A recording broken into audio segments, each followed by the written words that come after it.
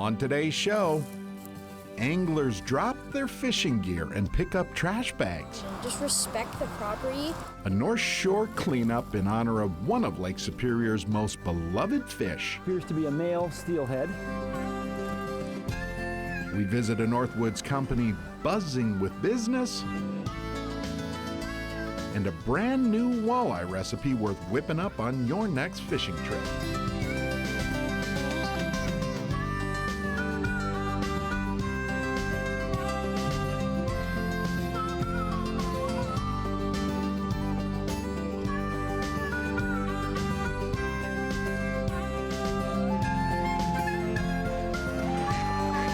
Minnesota Bound, presented by Connecticut Water Treatment Systems.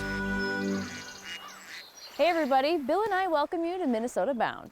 You know, so often you hear Lake Superior anglers talk about steelhead. Those are migrating rainbow trout that move in and out of the river's tributaries. And a small group of anglers called the Minnesota Steelheaders vowed to protect the fish and the pretty places they live. Even if it means getting out of bed on a cold Saturday morning.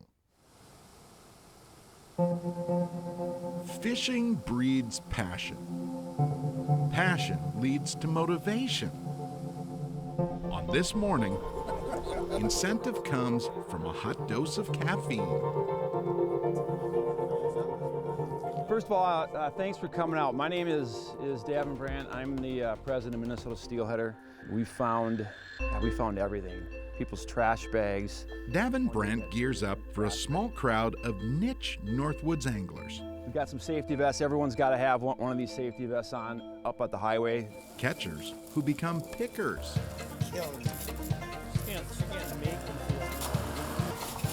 Any and all garbage. All kinds of stuff. Glass bottles, coffee cups. It's usually stuff that ends up either blown out of the back of trucks or people maybe blatantly just throw it out in the highway. So. Volunteers walk the highway and the woods along Lake Superior's Sucker River, a watery haunt home to some of Minnesota's best fishing. Which is kind of why these people showed up. See, most belong to Minnesota Steelheaders. Blueberry ale. A small conservation group. Never had it, never will. Focused on steelhead trout and the water where those fish live. You join because you want to help. You know, you want to be able to give back. So this was a great avenue for anglers to be able to come and volunteer and to be able to spend a little bit of time to help. Sam Hendrickson crawled out of bed early, a 12-year-old who gets it. Just pick up your trash and don't just say, oh, drop something on the ground, and just respect the property, because this property is pretty much letting you fish here. All of this stuff belongs in a landfill, not our wild spaces.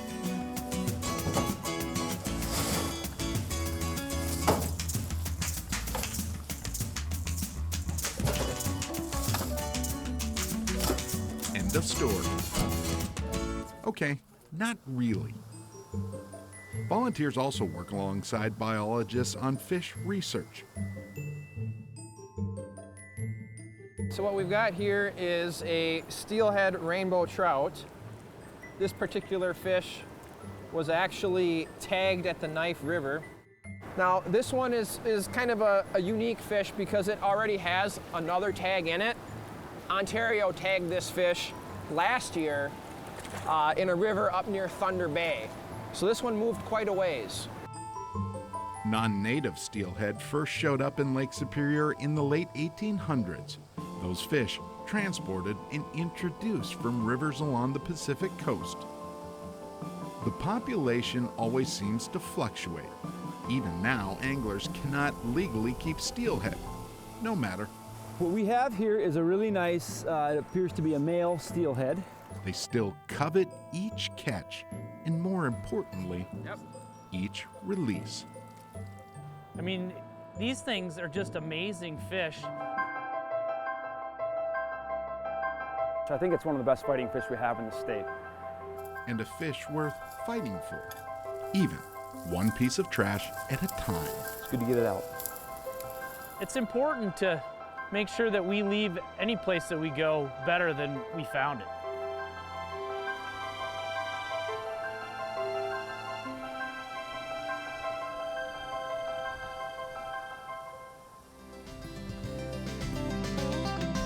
Coming up, find out what the buzz is all about at this Northwoods company. Minnesota Bound is brought to you by Connecticut Water Treatment Systems, Ice Castle Fish House and RV, Leech Lake Area Tourism, and by Coors Light.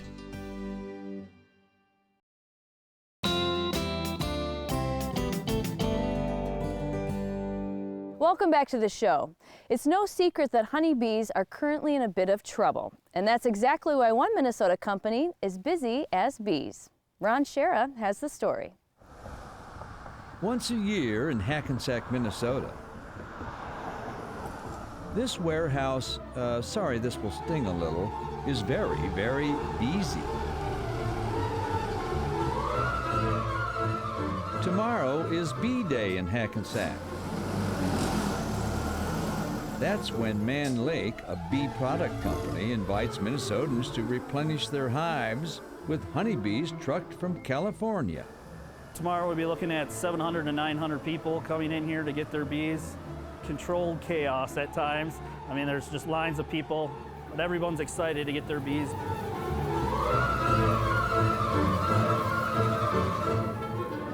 So every package comes with a queen.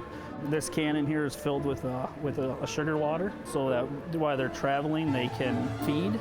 Yeah, we got 1,750 packages.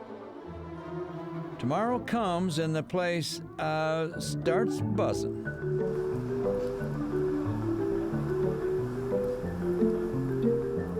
Oh, this is Bee Day. This is what brings it full circle. This is actually the livestock that people take home and install in their hives. They are usually gardeners or have some real interest in the environment and want to make sure that they have some honeybees for pollination of their gardens, of their apple trees, of all their fruit trees. That's really the number one point of keeping honeybees. The honey is the byproduct. These bees come from California for a reason. We have quite a few varieties of native bees. Those are really good to have, but they are not your real efficient pollinators like your bumblebee.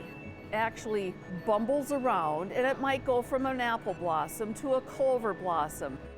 The honeybees send out their little scout bees in the morning, and they decide what kind of blossom those bees are going to work that day.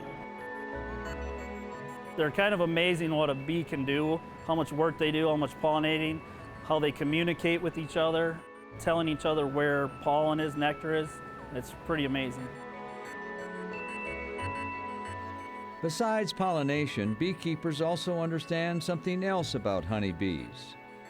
Einstein said many years ago that if the honeybee disappears, the earth will start dying within a 5-year time period.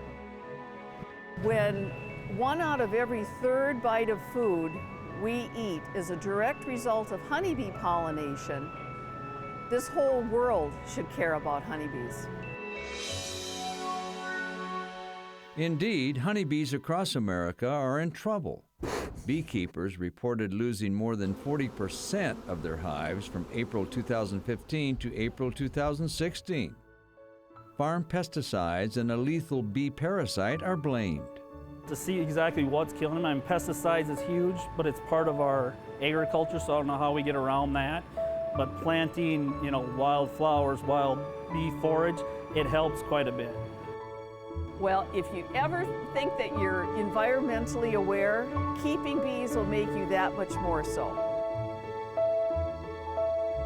Author Muriel Barbary once wrote, "We think we can make honey without sharing in the fate of bees, but we are in truth nothing but poor bees, destined to accomplish our task and then die.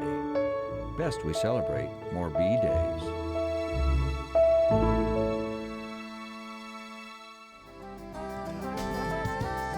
Still ahead, we sneak off to the kitchen for a fish camp favorite. And later, we head back to Lake Superior to capture pure beauty, one brushstroke at a time. Closed captioning provided by Star Bank.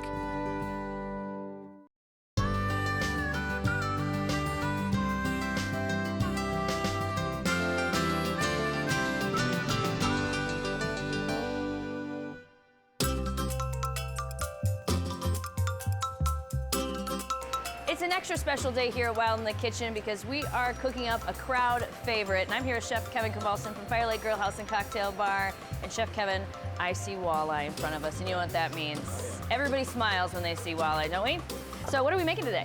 We're doing a wild rice crusted walleye. Ooh, that sounds delicious. Is the wild rice also native to Minnesota? Another native ingredient, yeah. Fantastic. So what do we do to get started? Our first step. Grab the wild rice, we're gonna toast it.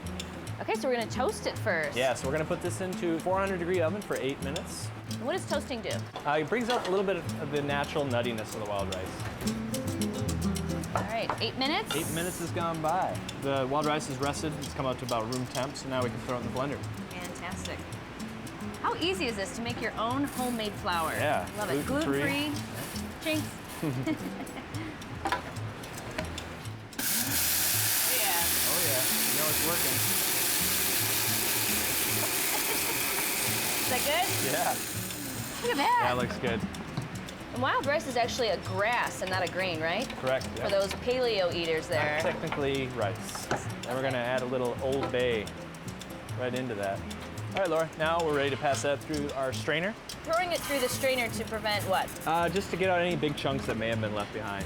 So you're just getting a nice fine powder here. And now we're just left with the flour. Yep. All right, so if you want to grab a plate. Voila. Voila, there's our flour. Okay. Okay, Laura, we're gonna make the chimichurri sauce now. Excellent. We're gonna pulse up our parsley. Parsley. That's about a cup. This is about 3 tablespoons fresh oregano. Fresh oregano. About 1.5 tablespoons chopped garlic. Yeah, garlic, we love that. 2 teaspoons chili flake. 2 tablespoons red wine vinegar. And some olive oil. That is 3 tablespoons olive oil. Oh, yeah.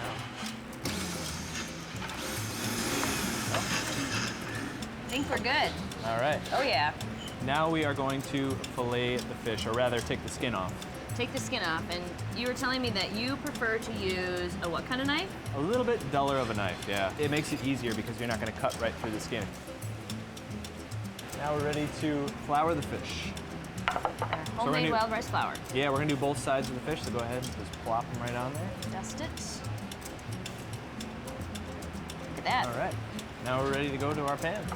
So we want to lay the fish away from us. Perfect. So we don't splash ourselves. Always.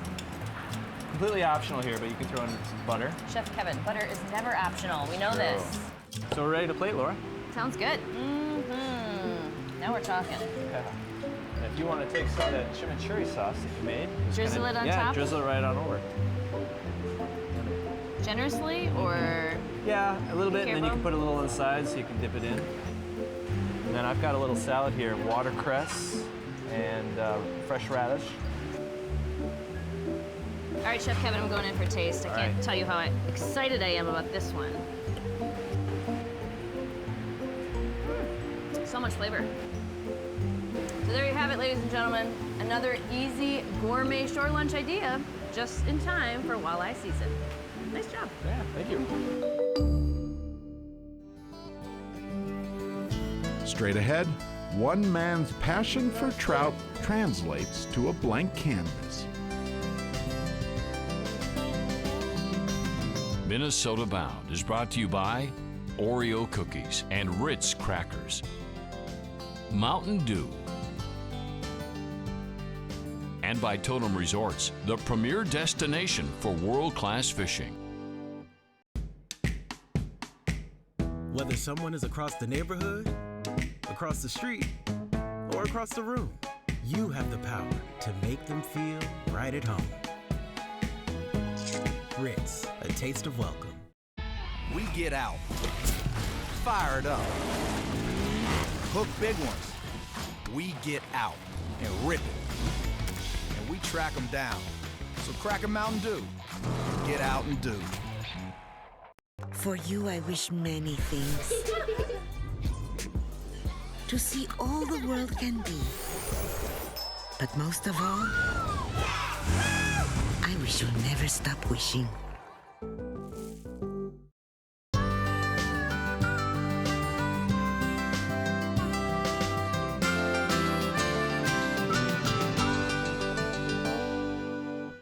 Today's Minnesota Bound Classic takes us back 10 years to the Brule River, where we discovered the art behind Lake Superior steelhead. Way up on Minnesota's North Shore, away from the crowds, You're gonna have to stay up here, dog. moving water speaks. Long ago, local fisherman Tim Pearson vowed to always listen. Some of the coolest fish are drawn to moving water, like trout and steelhead and salmon. Each spring, as our snow and ice melt, Minnesota's rivers come alive. You never know if the fish are gonna be there, and you're just in constant search of them. Steelhead trout migrate into the rivers, and so does Tim. Same time, same places. Love the feel of cold water in my waders, and I don't know, it's just something unexplainable, I think. Tucker, Tim's fishing buddy, always comes along too. Yeah, he does. Tim sort of considers himself a bit sentimental, caught up in the classic process of fly fishing. It's pretty, you know. He believes in the art of a simple cast. I don't know, I can't explain the feeling I get when I cast it. It's just very relaxing. And waist deep, Tim finds his connection to our natural world. I feel like I am doing everything to make that fly come to life. It's all kind of hard to explain. The wind's everywhere. Until this happens. It's a moment of excitement and surprise. He's a nice fish. That initial grab is what you're looking for. Nice fish. Beautiful buck. For me, that's a true North Shore steelhead right there. Oh, it's gone. It's the only fly I have of that one too. Dang. The profound experience of chasing chrome-colored fish moved Tim to turn his art into something more than the perfect cast. I feel when I catch a fish my way, it just inspires me to paint that situation. And paint he does. It just makes sense with fish in water. I mean, to use watercolor, so. You don't think about it much, you just paint and let the water just do what it's supposed to do. It's my favorite way to paint. In front of the living room window, Tim's fishing memories come alive. I've been just itching to get this one done. Tim paints the fish he pursues. Spring steelhead along Lake Superior. The trout he tricks during summers as an Alaskan guide. Even smallmouth bass from Tim's fall season back home in Minnesota. I really like to do a lot of close-up work. I like faces, I like fish faces, I like bird faces. I just like a lot of detail and close-up. Not bad for a guy who never really played by the rules of the art game. I know there's kind of some set rules to the way people paint, and I don't know, I just never went to school for it. What makes me tick? I love the pure wildness of the North Shore. It is a love expressed. Big fish. Each time a big fish hits our flies. Oh, that's a nice fish. Oh, man. That is a nice fish. That is one ticked off fish. He is angry. Oh, boy, he just cracked it too. Wham, man. Oh, man. That is a beaut. There we go. Look at that beauty. Woo! Oh my God, look at that fish. Oh man. Nice, wild, North Shore, Minnesota steelhead. Right. This is the kind of fish that inspires me to paint the way I do. I mean, look at the head. I mean, there's just no marks on it. We're able to kind of trick them into taking our flies and just to hold them is amazing. Even more so to see that chrome slide back into water unharmed. That's beautiful, awesome, man. Yes, this is why Tim paints. He fishes and he guides. I don't know, someday maybe I'll just be an artist, but right now I am a fishing artist and both kind of go together. And for Tim, that's good enough. Yeah, it's great. Tim still paints, and you can find his work in North Shore galleries. Well, that wraps it up for us today, but we'll see you back next week. In the meantime, don't forget to introduce a kid to the great outdoors. Transportation provided by Premier Transportation. Call 1-800-899-7433. To get more Minnesota Bound, including full episodes, go to mnbound.com. And to follow our latest adventures, like us on Facebook.